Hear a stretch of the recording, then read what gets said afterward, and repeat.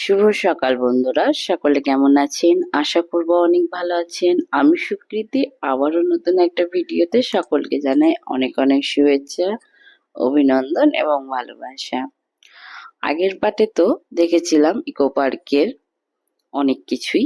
এবার আর একটা শেষ পার্টে আপনাদের আরো কিছু জিনিস শেয়ার করি, যেটাতে আমাকে অনেক আনন্দ দিয়েছে এবং আপ্লুত হয়ে আমি আপনাদের কাছে এটুকু বলতে পারি, ইকো পার্কে যাওয়ার জন্য বাচ্চা থেকে বুড়ো সকলের খুব ভালো লাগবে যদি হাঁটতে পারা যায়। মানে অনেক বড় আর অনেক সুন্দর জায়গা, দেখতে গেলে হেঁটে হেঁটে কিন্তু দেখতে হবে। তো চলো আজ আমাদের ভিডিওটা শুরু করি। আমার ছেলে বড় জায়গা পেয়ে, মানে মাঠের মতো ঘাস পেয়ে ছুটে বেড়াচ্ছে, তবে খালি পায়ে কিংবা জুতো খুলে নয়, জুতো পরে। সব সময় কিন্তু ও জুতো পরেই ছুটে বেড়াচ্ছে। আমি, আমার বর আর আমার ছোট্ট ছানাটাকে নিয়ে সুদূর কলকাতায় গেছিলাম।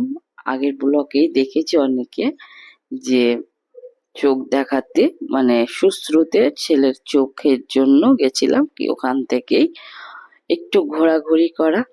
তারপর আমরা যেহেতু ২ নম্বর গেট থেকে ৩ নম্বর গেট, ৪ নম্বর গেট এরকম ধাপে ধাপে আসছিলাম, আর এক একটা জিনিস দেখতে পাচ্ছিলাম। এখানে যেমন মুখোশ ছিল, আগেরটায় ঝর্ণা ছিল, মানে চারি বৃষ্টিতে রাস্তা ভিজিয়ে দিচ্ছে এরকম সুন্দর সুন্দর, আর কত রকমের মুখোশ।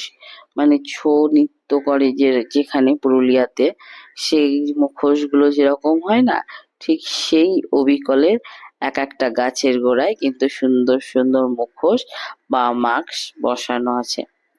কিছু কিছু ভূতের মতো যেগুলো, সেগুলো আমার ছেলে বলছে মা ভূতু ভূতু ভূতু এরকম। মানে এত সুন্দর আর কি দারুণ জায়গাটার। তার একটাই বৈশিষ্ট্য হচ্ছে এই প্রাকৃতিক পরিবেশ, এত গাছ, এত ফুল ফলের, মানে কি বলবো, বলে ভাষায় প্রকাশ করা যাবে না। আর সব থেকে আমার ভালো লেগেছে এই কাঠকরবী গাছগুলো। মানে এত ভালো না, কাঠগোলাপের বাগানের মতো, মানে কাঠগোলাপ খুব ভালো। তারপর বাচ্চাদের জন্য খেলার অনেক রকম ব্যবস্থা ছিল। আমার ছেলে তো এগুলো পেয়ে ভীষণ আনন্দ। আর ওর বাবা বলছে এবার চলো পরের গুলো দেখাই তোমাকে কি কি আছে। ও তো এখান থেকে উঠবেই না, একদম রাজার মতো বসে গেছে।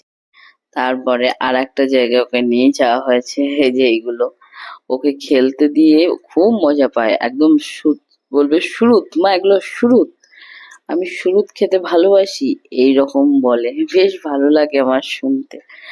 এরপর যে অনেকটা মানে জুড়ে ছিল, এই ভিতরে এই নলের ভিতর দিয়ে আসতে হবে। ও কিছুটা এসে, মানে সামনে দিয়ে আবার অনেকটা ভিতরে নল আছে, ওর ভিতর দিয়ে যেতে হবে। এই গেমটা ও খেলতে চেয়েছিল, কিন্তু মানে আমি যেতে দিইনি। কেননা কি, ভিতরটা অনেকটা গভীর। এবার ও একা যদি ভয় পায়, আমার বা ওর বাবার পক্ষে এখান থেকে বের করে নিয়ে আসা সম্ভব হবে না। সেই জন্য আমি আর ওকে ঢুকতে দিইনি। ও ঢুকে যাচ্ছিল, আমি বললাম না বাবা আর ঢুকতে হবে না, যেটুকু খেলেছো ওই মেলা। এবার ওই দিকে গিয়ে আবার শুরুত করে বেরিয়ে আসা ছিল, কিন্তু আমার ভয়ে ওকে ছাড়তে পারিনি। দিয়ে ওকে আবার ডাকলাম, তাতে ও দেখলাম সাহস করে গেল না, আমার সঙ্গে ফিরে এলো। তারপর ওকে নিয়ে কিছুটা ঘোরাঘুরি করার পর ওর, আমি চারিদিকটা দেখছিলাম, আমার কিন্তু খুব ভালো লেগেছে। আমি আবার যাব, আমার ছেলে আর একটু বড় হলে আমি অবশ্যই আবার যাব। দেখতে, বসে গল্প করতে, আড্ডা মারতে, বন্ধুদের সঙ্গে বেড়াতে, ছবি তুলতে। ইকো পার্কের মতো সত্যিই জায়গা হয় না, খুব সুন্দর। সকলে একবার যাবে এবং ঘুরে আসবে। আর এখানে সব থেকে ভালো লেগেছে যেটা, এখানে একসঙ্গে 7টা পৃথিবীর সপ্তম আশ্চর্যের জিনিস আছে, যেটা একবারে দেখতে পাবে। সেটা সম্ভবত 6 নম্বর গেটে, লাস্টের দিকে। আর ওইখানে গেলে মোটামুটি 2 দিনেও মানে দেখে শেষ হবে না, এত সুন্দর জায়গা। মোটামুটি হাতে 2 দিন সময় নিয়ে যেতে হবে, নাহলে সকাল থেকে রাত্রি পর্যন্ত হাতে সময় নিয়ে যেতে হবে। সমস্ত কভার করতে গেলে 7টা না 6টা গেট আছে। মানে আমরা 4টে দেখেছি, আরো 3-4টে ছিল, সেগুলো দেখা হয়নি। প্রথমের দিকগুলো ভালো করে দেখা হয়নি, কিন্তু লাস্টের দিকগুলো ধরে ধরে হেঁটে হেঁটে আমি, আমার বর, আমার ছেলে দেখেছি। মানে আমরা ধরে না 2টো থেকে 2:30-এর মধ্যে ওখানে গিয়েছি, আর 8টা থেকে 8:30-টার মধ্যে ওখান থেকে বেরিয়েছি। 8:30টায় মানে গেট বন্ধ, আমরা 8টায় চলে এসেছিলাম। অন্ধকার হয়ে গেল যখন, কিছু আর দেখা যাচ্ছে না, তখনই আমরা ফিরে এসেছিলাম। এই যে যেটা বলেছিলাম, আগ্রা বা দিল্লির যে তাজমহল, আমাদের কিন্তু কলকাতাতেও ছোট্ট করে সুন্দর করে দেখানো আছে। আমার সত্যি এত ভালো লেগেছে। আমি তো দিল্লি যাইনি এখনো পর্যন্ত, কিন্তু যে মানে সামনে থেকে দেখছি তাজমহল, সেই যে আনন্দটা ভেতর থেকে আসছিল কিন্তু।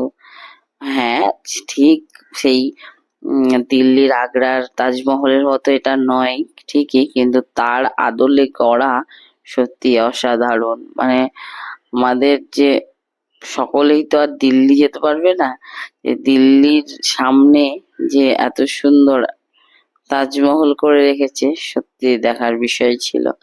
এভাবে ধীরে ধীরে মিশরের, তারপর চীনের প্রাচীর, সবুজ এই পিঙ্ক সিটি, এমন অনেক কিছুই আছে যেগুলো না দেখলে বোঝা যাবে না।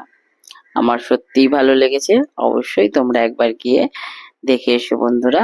আমি বলবো যে দারুণ জায়গা কিন্তু। ওখানে গিয়ে আমরা কিছুক্ষণ ঘোরাঘুরি করলাম, ঘোরাঘুরি করে কিছু ছবি তুললাম। আর এই যে দেখো, এত সুন্দর নিখুঁত কাজ মানুষ দেখছে দুহাত ভরে। তারপর রাত্রি যেহেতু নেমে আসছিল, আর আমার পুচকাটাও ঘুমিয়ে গেছিল, ওকে কোলে নিয়ে আর হাঁটা সম্ভব হচ্ছিল না, শরীরও সাথ দিচ্ছিল না। ওই জন্য এবার আস্তে আস্তে কিন্তু আমরা বাড়ির দিকে ফিরছি। এবার সামনে যেহেতু তাজমহলটাকে দেখেছি, আমি ভীষণ মানে তাজমহলটাকেই ভালো করে দেখেছি। বলে না, বাঙালির এক আবেগ কাজ করে তাজমহলে।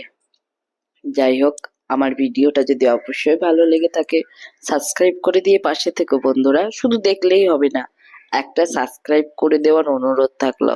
অবশ্যই সাবস্ক্রাইব করে দিয়ে পাশে থাকতে হবে, যাতে আমি নতুন নতুন ভিডিও বানাতে পারি আর আপনাদের সঙ্গে শেয়ার করতে পারি। কি পাশে থাকবেন তো?